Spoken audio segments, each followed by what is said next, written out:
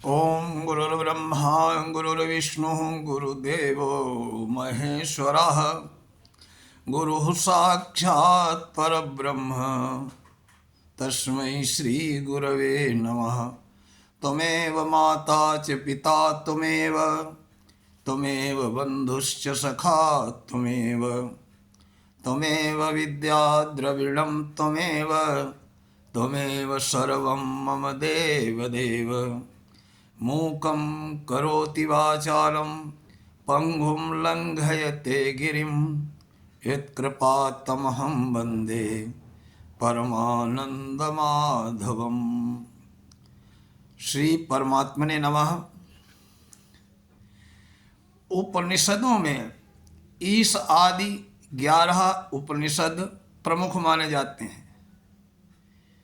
इसमें बृहदारण्यक उपनिषद और छांदोग्योपनिषद, इनका कलेवर बहुत बड़ा है। इसमें विषय भी अत्यंत कठिन है, इसलिए इनका विवेचन बाद में करेंगे। इसके अलावा 9 उपनिषद शेष जो हैं उनकी व्याख्या आज से आरंभ कर रहे हैं। 9 में है, इन 9 उपनिषदों में पहला है ईशावास्योपनिषद, जो शुक्ल यजुर्वेद का 40वां अध्याय है। इनमें 8 उपनिषद हैं, आरण्यक ब्राह्मण ग्रंथों के भाग हैं। इन सब में परब्रह्म परमेश्वर के निर्गुण और सगुण स्वरूप का तत्व नाना प्रकार से समझाया गया है। वेदों का अंतिम भाग होने के कारण इनको वेदांत के नाम से भी पुकारा जाता है। इन उपनिषदों का प्रधान संप्रदायों में पूज्यपाद आचार्यों ने अपने अपने मत के अनुसार इनके भाष्य भी लिखे हैं। संस्कृत हिंदी भाषा में भी महान विद्वानों ने टीकाएं लिखी हैं। आज इन्हीं उपनिषदों में सर्वप्रथम ईशादि उपनिषद का पहला भाग का विवेचन करने जा रहा हूँ। ध्यान से सुने। ओम पूर्णमिदः पूर्णमिदं पूर्णात् पूर्णमुदच्यते पूर्णस्य पूर्णमादाय पूर्णमेवावशिष्यते। सच्चिदानंद घन परब्रह्म पुरुषोत्तम सब प्रकार से सदा परिपूर्ण है। ये जगत भी उस परब्रह्म से ही पूर्ण है, क्योंकि यह पूर्ण उस पूर्ण पुरुषोत्तम से ही उत्पन्न हुआ है। इस प्रकार परब्रह्म की पूर्णता से जगत पूर्ण है, इसलिए ही वह परिपूर्ण है। उस पूर्ण परब्रह्म के निकाल लेने पर भी वो पूर्ण ही बचा रहता है।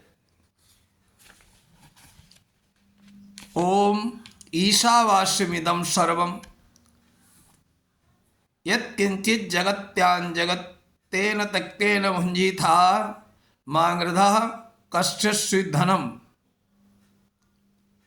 पहला मंत्र है ईशाद उपनिषद का।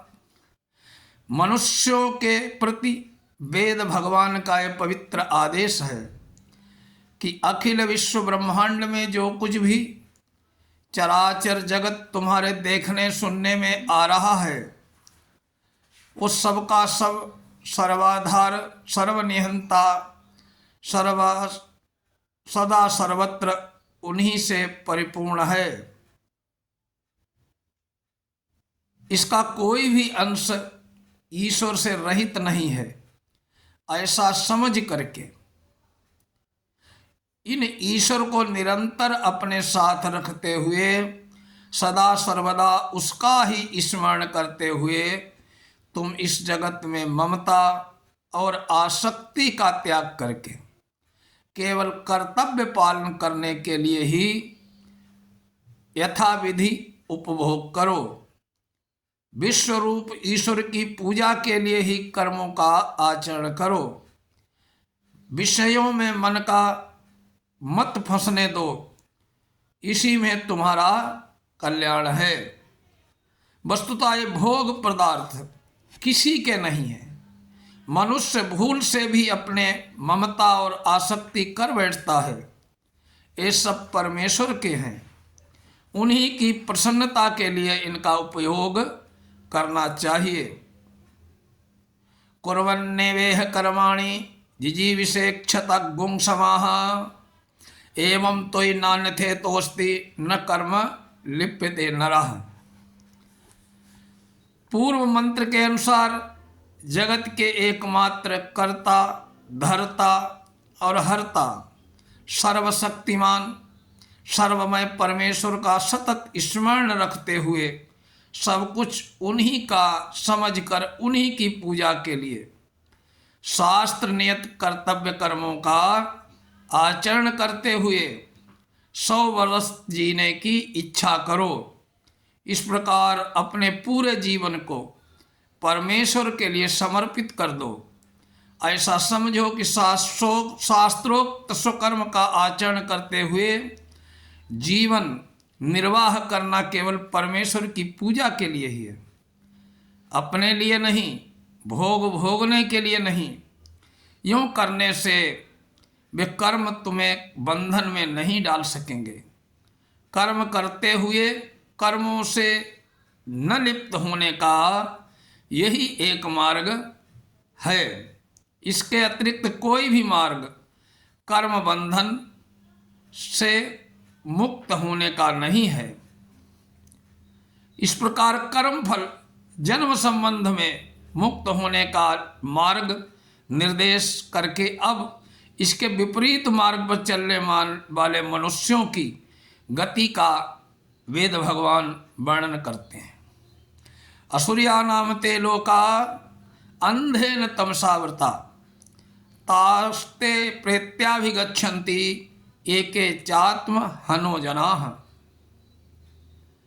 मानव शरीर के अन्य सभी शरीरों से श्रेष्ठ और परम दुर्लभ है एवं जीवन की भगवान की विशेष कृपा से जन्म मृत्यु रूप संसार समुद्र से तरने के लिए ही मिलता है। ऐसे शरीर को भी पाकर जो मनुष्य अपने कर्म समूह को ईश्वर की पूजा के लिए समर्पित नहीं करते हैं, कर्मोपभोग को ही जीवन का परम ध्येय मानकर विषयों की आसक्ति और कामना बस जिस किसी प्रकार भी केवल विषयों की प्राप्ति और उनके यथेच्छ उपभोग में ही लगे रहते हैं, वे वस्तुतः आत्मा की हत्या करने वाले हैं। क्योंकि इस प्रकार अपना पतन करने में वो लोग अपने जीवन को केवल व्यर्थ ही नहीं करते, परंतु अपने को और भी कर्म बंधन में जकड़े रहते हैं। इन काम भोग परायण लोगों को चाहे वो कोई भी क्यों न हो, उन्हें चाहे संसार में कितने भी विशाल नाम यश वैभव अधिकार प्राप्त हों, मरने के बाद कर्मों के फलस्वरूप बार बार सूकर कुकर कीट पतंग आदि विभिन्न शोक संतापपूर्ण आसुरी योनि में भयानक नरकों में भटकना पड़ता है। इसीलिए भगवान ने गीता में कहा है कि मनुष्य को अपने द्वारा अपना उद्धार करना चाहिए, अपना पतन नहीं करना चाहिए। अनेज देकम मनसो जबीयो नैन देवाः आपनुवन् पूर्वमर्षत् तद्धावतो न्यान्यतेति तिष्ठन्नस्मिन् नपो मातरिस्वादधाति। वे सर्वंतर्यामी परमात्मा अचल एक हैं, तदापि मन से भी तीव्र वेग युक्त हैं। जहाँ तक मन की गति है वे उससे भी कहीं आगे पहले ही विद्यमान है। मन तो वहाँ पहुँच ही नहीं पाता है। वे सब के आदि और ज्ञान स्वरूप हैं, अथवा सबके आदि होने के कारण सबको पहले से ही जानते हैं।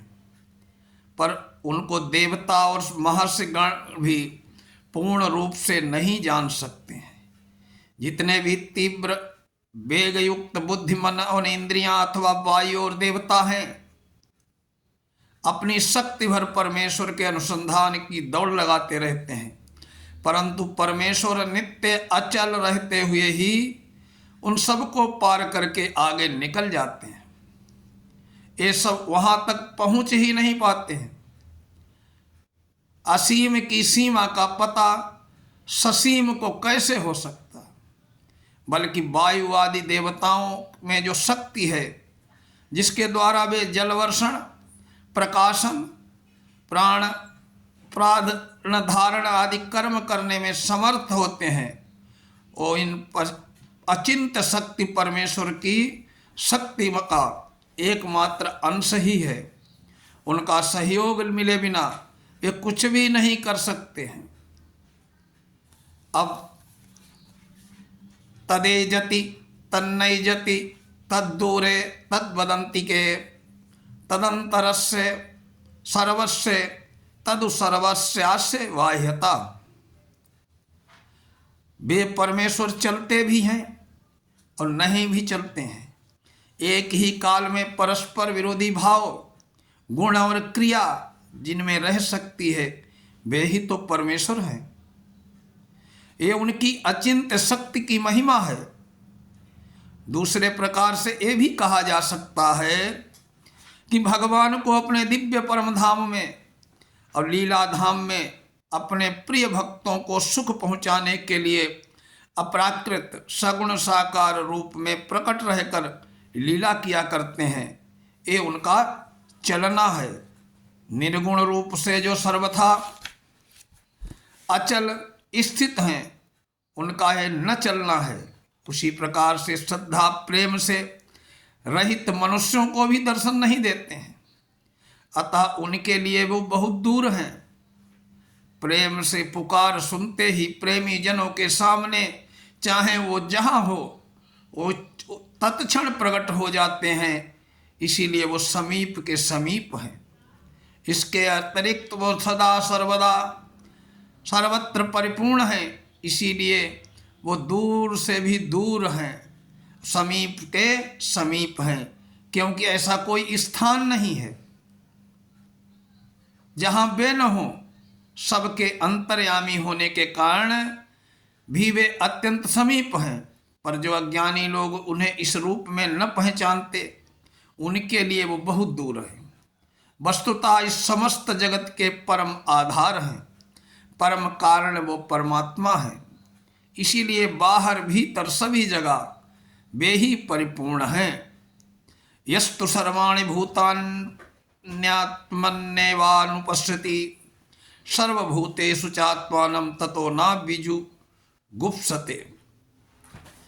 इस प्रकार जो मनुष्य प्राणी मात्र का सर्वाधार परब्रह्म पुरुषोत्तम परमात्मा में देखता है, सर्वांतर्यामी परम प्रभु परमात्मा को प्राणी मात्र में देखता है, वो कैसे किसी से घृणा या द्वेष कर सकता है।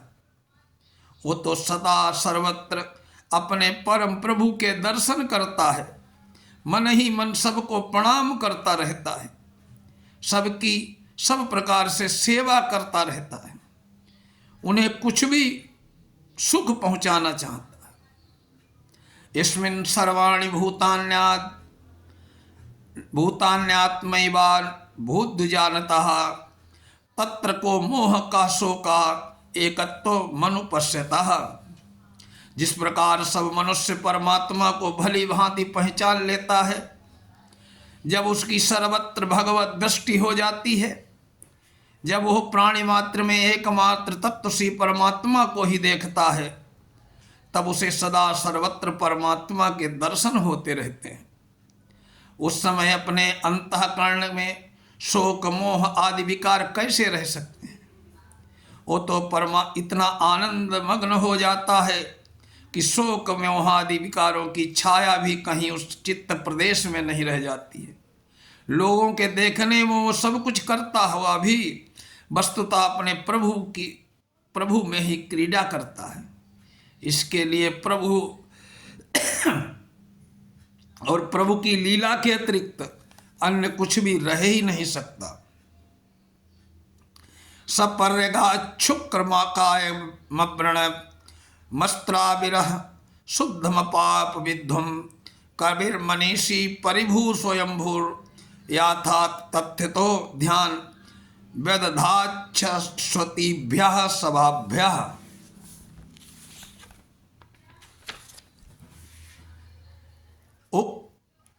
उपर्युक्त वर्णन के अनुसार परमेश्वर को सर्वत्र देखने वाला महापुरुष उन पर ब्रह्म पुरुषोत्तम सर्वेश्वर को प्राप्त होता है, जो शुभाशुभ कर्म जनित प्राकृत सूक्ष्म देह, पांच भौतिक अस्थि शिरा मांसादि में षड विकार युक्त सूक्ष्म देह से रहित, छिद्र रहित, दिव्य शुद्ध सच्चिदानंद घन है, एवं जो कांतदर्शी सर्वदृष्टा है, सबके ज्ञाता, सबको अपने नियंत्रण में रखने वाले सर्वाधिपति हैं और कर्म पर बस नहीं स्वयं स्वेच्छा से प्रकट होने वाले हैं, तथा जो सनातन काल से सब प्राणियों के लिए उनके कर्मानुसार समस्त पदार्थों की यथा योग्य रचना और विभाग व्यवस्था करते रहते हैं।